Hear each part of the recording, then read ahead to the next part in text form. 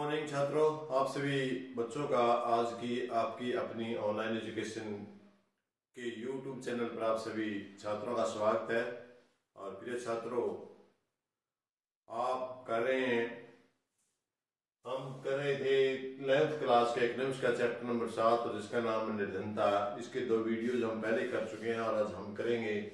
जो हमने निर्धनता बताई थी देश में हमारे कितनी है, तो वो हमारी निम्न उत्पादकता है, उसके कारण है या किन किन कारणों से हमारे देश में निम्न उत्पादक जनसंख्या वृद्धि है। इसके अनेकों कारण हो सकते हैं।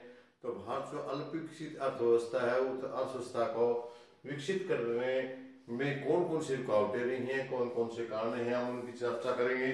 सबसे पहले हम बात करते हैं राष्ट्रीय उत्पादकता निम्न स्तर।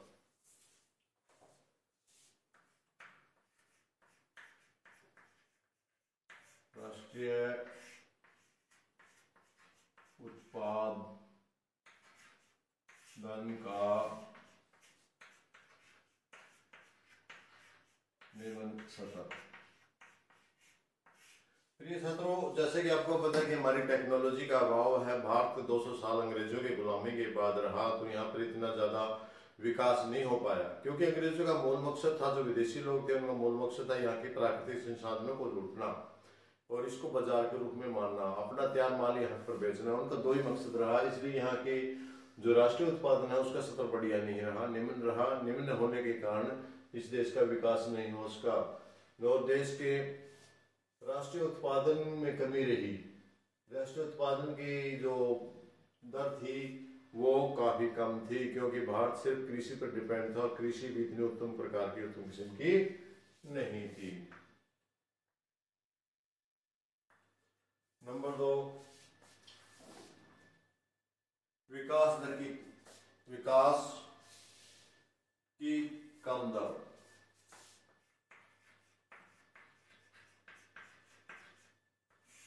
विकास की कम दर,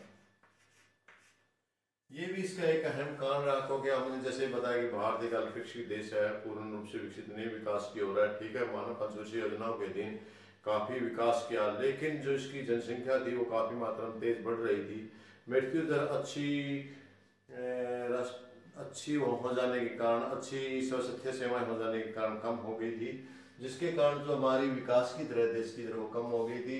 ये हमारी निर्धनता का कारण रहा। यदि हमारी विकास की दर बढ़ जाती, लोगों को पूर्ण रोजगार मिल जाता, तो हम शायद निर्धनता के कारण नहीं रहते। जो हमारे देश की अधिक से ज्यादा निर्धनता, उसका कारण भी यही रहा कि हम अधिक विकास नहीं कर सके, लोगों के पास पूंजी का अभाव था, उद्योग धंधे नहीं लगा सके और इसलिए रोजगार नहीं थे लोगों के पास, बेरोजगारों की संख्या ज्यादा थी, जिसके कारण हमारे देश की विकास दर कम, और जो विकास की दर कम है वो निर्धनता का एक मुख्य कारण बनी।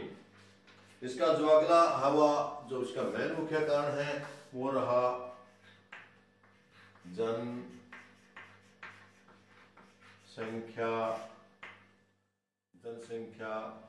का अधिक दबाव।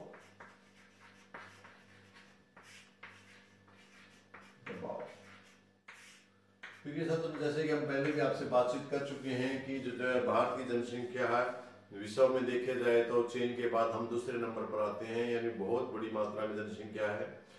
तो हमारे विकास से भारत में विकास भी किया, पंचवर्षीय योजनाएं लागू करके देश का विकास करने का प्रयास भी किया गया, लेकिन जो 5% हमारा विकास की दर बढ़ी, उसमें 2% जनसंख्या की दर तेज गति से बढ़ी, जिसके कारण हमारे विकास की दर कम हो गई और वो हम जो लक्ष्य प्राप्त करना चाहते थे वो नहीं कर पाए और जो गरीबी थी हमारी वो बनी रही। यदि हमारी जनसंख्या कंट्रोल होती तो शायद हम बहुत विकसित हो जाते, लेकिन जितना हम उनके खाद्य पदार्थों के में ये यूज करना पड़ता है, विकास जो हमारे संसाधन होते हैं, संसाधनों को लोगों के जो जरूरतमंद वस्तुएं हैं उन पर ज्यादा खर्च करना पड़ता है। इसलिए जनसंख्या की जो गति है वो गुणात्मक दृष्टि से बढ़ी, जबकि हमारी विकास की दर है वो जमात्मक दृष्टि से बढ़ी। इस कारण से भी पिछले बहुत से वर्षों से हम जो हमारी दर है, जनसंख्या अधिक दर बढ़ने के कारण हमारा विकास कम है। और चौथा है आपका स्फीति दबाव।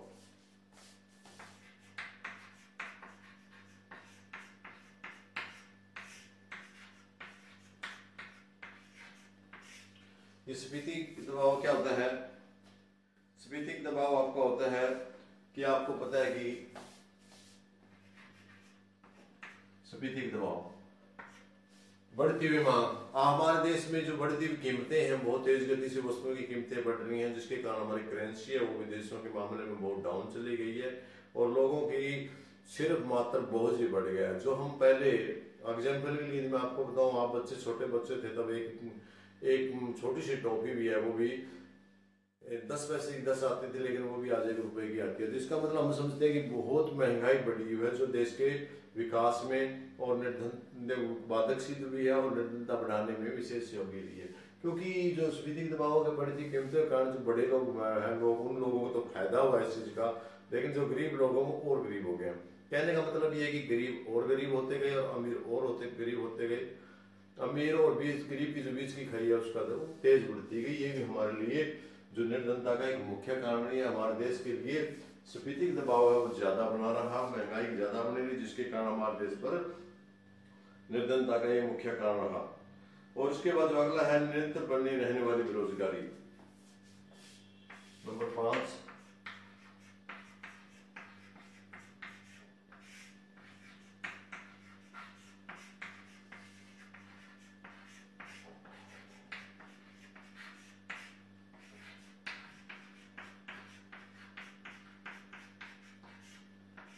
देखिए जैसे कि नाम से ही पता है कि बेरोजगारी, यदि बेरोजगार होंगे तो आपने अर्थव्यवस्था में क्या योगदान देंगे, बल्कि देश के लिए बोझ भी बनेंगे। तो इस प्रकार हमारे देश में बेरोजगारों की बड़ी लंबी चौड़ी संख्या है। कुछ सदा बेरोजगार हैं, कुछ मौसमी बेरोजगार हैं, कुछ बेरोजगार हैं। नहीं, जैसे कि हमें बेरोजगारी से आपको पढ़ा था कि बेरोजगारी में छुपी बेरोजगारी है।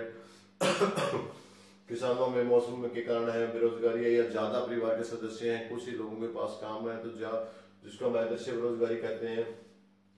तो भारत में कंटिन्यू लगातार बेरोजगारी बनी रही है। अधिक उद्योग धंधे भी लगाए गए हैं और विकास की तरफ भी गए हैं देश, लेकिन पर्याप्त नहीं है इतनी बड़ी जनसंख्या के लिए। जनसंख्या के लिए पर्याप्त न होने के कारण, बेरोजगार रहने के कारण निर्धनता का मुख्य कारण है। निर्धनता, जो लोग हैं गरीब लोग थे और अधिक गरीब होते गए और निर्धन होते गए हैं। इसके बाद जो अगला पॉइंट है वो पूंजी की अपर्याप्तता।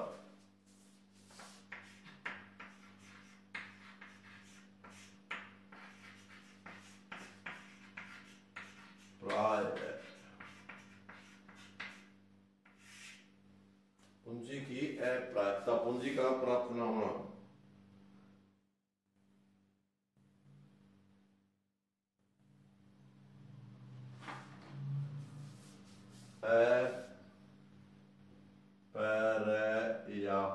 अपर्याप्तता, पूंजी की जो पर्याप्तता है, यानी पूंजी, हमारे देश लोग गरीब रहे, बहुत लंबे समय तक गुलाम रहने के कारण देश में इतनी पैसे की अभाव था, जिसके कारण लोग उद्योग धंधे निर्माण करने में बड़ी मुश्किल थी, कठिनाई थी।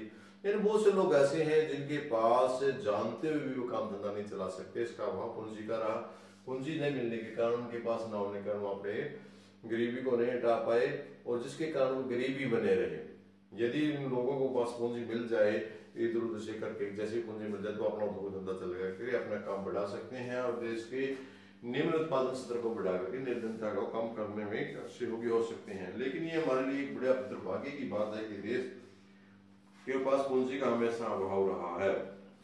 और जो अगला पॉइंट है वह योग्य निपुण उद्यमकर्ताओं का अभाव।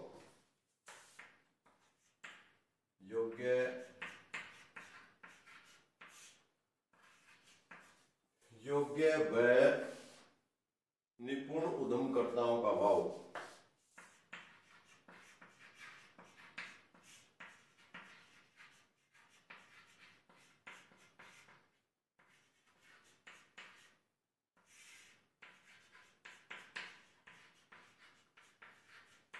स्टूडेंट्स, आपको पता है कि यदि हम कोई आदमी काम के योग्य नहीं होगा, भारत में लोगों को हमेशा ये थीम रही है कि बगैर मेहनत करे कुछ मिल जाए। तो ये अनट्रेंड आदमी होंगे, निपुण नहीं होंगे, कुशल नहीं होंगे। यदि वो कोई फैक्ट्री लगाएंगे, उद्यम करेंगे, तो वो इतना अच्छा उत्पादन नहीं कर पाएंगे, रेख देख नहीं कर पाएंगे। उसके कारण हमारा जो उत्पादन स्तर है वो निम्न रहेगा, ये लोगों को पूर्ण रूप से रोजगार नहीं मिलेगा, जिसके कारण निर्धनता पहले की तरह बनी रहेगी। निर्धनता में का मुख्य कारण रहेगा। क्योंकि कुछ लोग होते हैं वे जान समझ बूझ करके अपने योग्यता के अनुसार या नई टेक्नोलॉजी का यूज करके अधिक से अधिक लोगों को रोजगार दे करके देश की निर्धनता को हटाने का काम कर सकते हैं। लेकिन दुर्भाग्य की बात तो यह है कि हमारे देश में निपुण लोगों के पास कोई काम नहीं है या उनके पास पूंजी का अभाव है। लेकिन जो लोग निपुण नहीं है, योग्य नहीं है, पूंजी के कारण, लालच उसके कारण वो अपना उद्योग धंधा करते हैं, जिसके कारण उत्पादकता बढ़ाने में असमर्थ रहते हैं और निर्धनता का मुख्य कारण बन पाते हैं। और नंबर 8 है पुरानी सामाजिक संस्थाएं।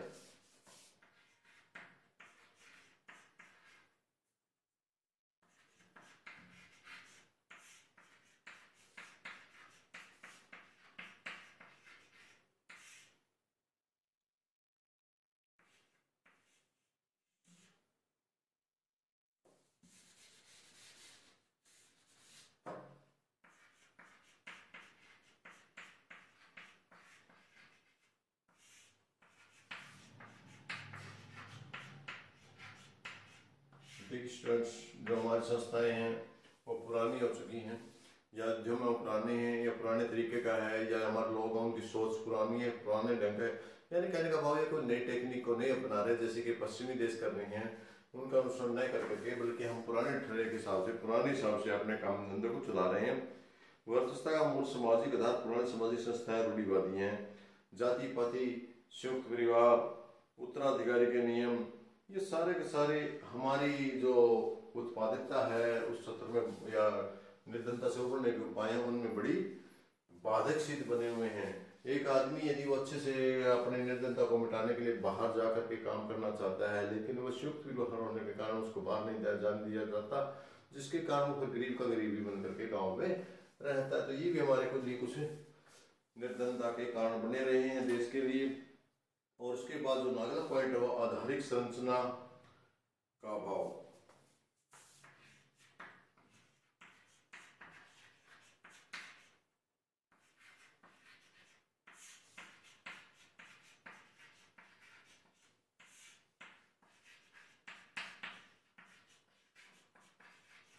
आधारिक संरचना का अभाव से आप समझते हैं जो आपकी मूलभूत आवश्यकताएं की पूर्ति, जो आम पब्लिक के लिए जरूरी वस्तुएं, जरूरी चीजें हैं, उनके लिए बड़ी कमी रही है।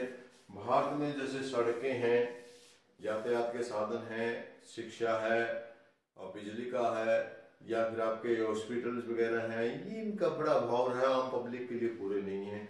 मान लिया हॉस्पिटल का अभाव के कारण है, जो एक अच्छा आदमी है, अच्छा उद्यम करता है, लेकिन स्वास्थ्य के अभाव के कारण वो अपना स्वास्थ्य नहीं कर, अपना काम नहीं कर पाता है और वो बेड पर रहता है क्योंकि उसको उचित प्रकार की व्यवस्था नहीं मिली है। निर्धनता के कारण वो आप निर्धनी बना रहता है, वो अपना इलाज भी नहीं करवा पाता है।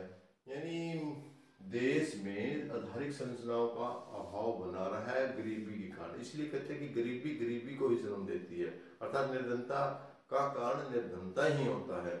जो पहले निर्धन आदमी वो और निर्धन हो जाता है।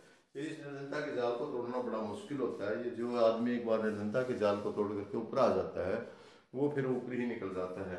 लेकिन मनुष्य की जो निर्धनता का स्तर है वह उसके पूंजी के अभाव में या पुरानी सामाजिक संस्थाओं, सामाजिक रीति रिवाजों के कारण या अन्य दूसरे अन्य कारणों से, जो हमने कारण बताए इन कारणों के कारण आदमी उभर नहीं पाता है, वह बेरोजगार ही बना रहता है।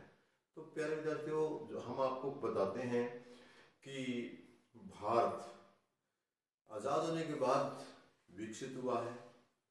विकसित तो नहीं हुआ, हम कहेंगे इसको जो विकसित हुआ, इसका विकासशील हुआ है, विकास की ओर बढ़ रहा है। लेकिन इसकी सबसे बड़ी समस्या जो जनसंख्या है काफी लंबी चौड़ी, बहुत काफी मात्रा में, चीन के बाद भारत की जनसंख्या काफी है, दुनिया में सबसे 2 नंबर पर आता है। तो वहाँ पर एक बड़ी बाधक बनी हुई है। तो इसके साथ साथ जो हम पुरानी टेक्नोलॉजी का यूज कर रहे हैं, नई टेक्नोलॉजी को अपनाने में पुरानी रूढ़िवादियों की चाह रहे हैं, ये भी इस प्रकार के अनेकों कारण हैं जो आपकी निर्धनता को जन्म देते हैं। यदि संक्षेप में कहा जाए तो निर्धनता को कारण निर्धनता ही है।